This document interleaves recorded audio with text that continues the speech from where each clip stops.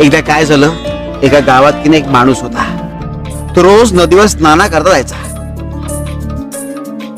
तो घरातून बाहेर पडताना त्याचा मुलगा हट्ट करायचा बरोबर येण्याकरता. मात्र तो मुलगा नदीत उडी मारायला घाबरायचा. मग एक दिवस त्या माणसाने काय केलं, मुलाच्या न कळत त्याला पाण्यात ढकलून दिला. त्याला पोहता यायचं? छे, मुलाला पोहता येतच नव्हतं. मग तो पाण्यात पडला, हातपाय मारायला लागला. मग आता तो मुलगा बुडणार. त्या क्षणी त्या वडिलांनी त्याला बाहेर काढला. पुन्हा एकदा वडिलांनी मुलाच्या न कळत त्याला पाण्यात ढकलला.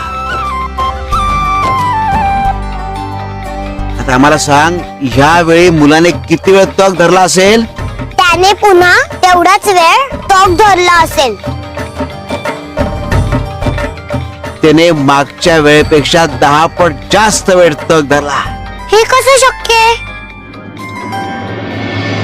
कारण त्याला विश्वास होता की तो बुडायला लागला तर त्याचे वडील त्याला बाहेर काढतील.